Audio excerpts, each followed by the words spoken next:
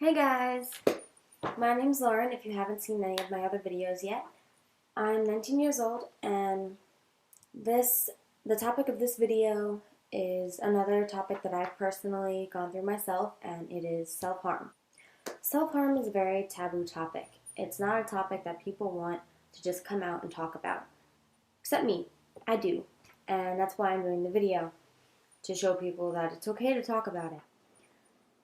I began self-harming at 16 years old. I was home alone one night, and it was late and it was dark, and I was afraid because to this day I don't like being home alone at night.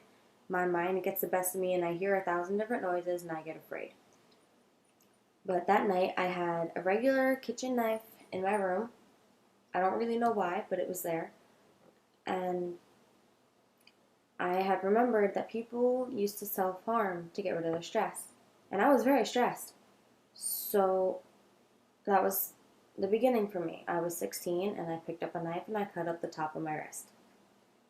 However, because it was my first time, they looked like cat scratches. Like, it literally looked like my friend's cat just got mad at me, so no one questioned anything. I also told myself I wouldn't do it again. You can tell yourself that all you want, though, you're going to do it again. Self-harm is an addiction. Unless you despise it that much, your first time you're going to do it again. It's going to happen. And that sucks, but that's what it is because it is a mental addiction. And for me, I was so sure I wasn't going to do it again. And then I got stressed again another night, did the same thing, but this time I used my scissor shears, which became my item.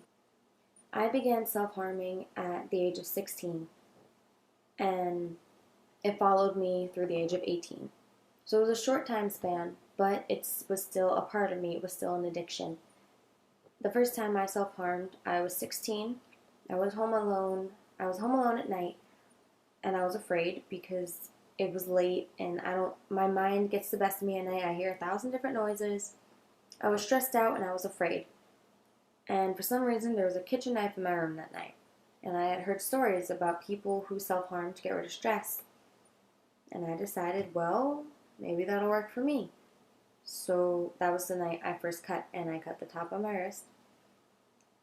But it was my first time, so it pretty much looked like my friend's cat was mad at me and got a hold of my arm. So no one questioned it, no one looked at it, and if they did, they didn't question it. They were like, oh, Ashley's cat get you? So that's what happened with that. I told myself I would never do it again. And, I really believed it, but an addiction is an addiction. And when you start something, if it does help you and you make that connection that, oh, this will get rid of this, it's going to stay. It's going to be a part of you. And I didn't think like that at 16, but I did self-harm again after that. And I self-harmed up through the age of 18. And there was one night in particular, I don't remember what I was mad about, but I self-harmed. I cut up my wrist from the elbow to the wrist bone. There was about 48 cuts in a minute. All I remember is I was upset and I was mad and I was stressed.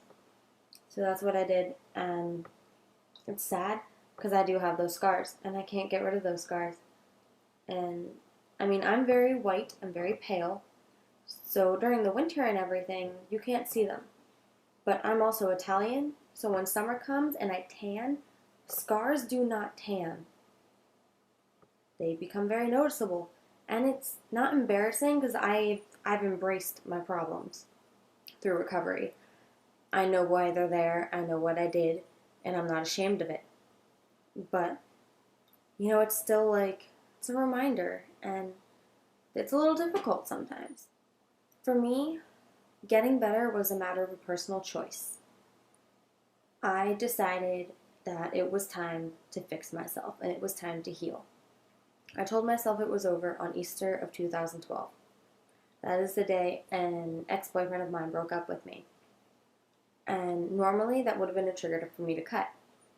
But because he left me for my reasons, for the fact that I self-harmed, for the fact that I was depressed, and that I was battling other mental disorders, and he told me seriously and almost like, mockingly, I don't think that's a word, sorry, that he does not think I will get better. And when he said that, my world changed. That was the day I told myself, it's done. And 2 days later, I lost another one of my best friends who also didn't want to deal with my crap. So she left too. And I realized this has to stop. So from Easter 2013 to from Easter 2012 to December of 2012, I did not cut. December 12th, 2012, I did cut again. But what I learned throughout that short recovery process, do not beat yourself up. When you're quitting an addiction, you're going to slip up a few times. And I did. I cut that night, but I did not let it control me. I told myself, okay, I had a bad night. It does not mean I'm falling again. And from December 2012 to December of 2013, I did not cut. I did not cut in December of 2013, but I made it a full year without cutting myself. That was this past December. That was a very important day for me, and I was very, very proud of myself. But I was also determined to make it to Easter, this coming Easter.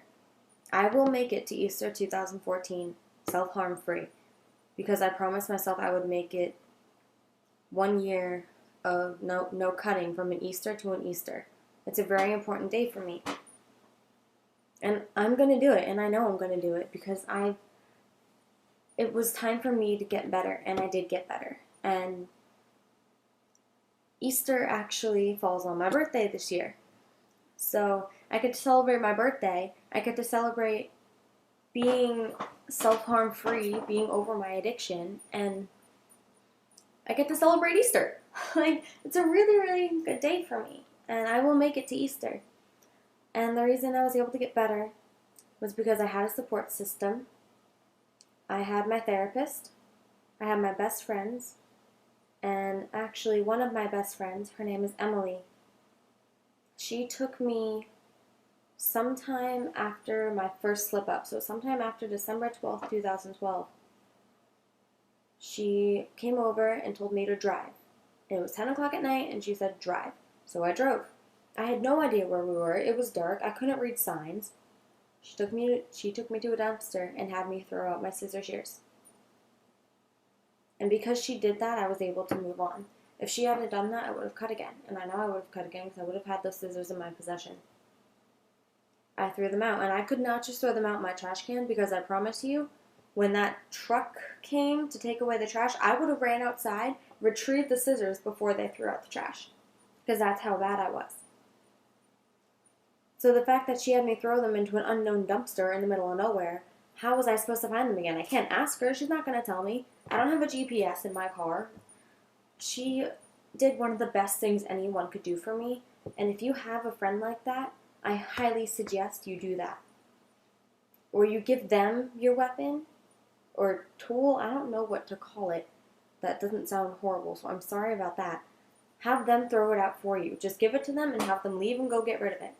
Or go with them and throw it out yourself. For me personally, I suggest you have someone take you to an unknown location and throw it out yourself because it's a lot more sentimental when you are getting rid of the object yourself. It's a real turnaround. It's like, okay, I can do this.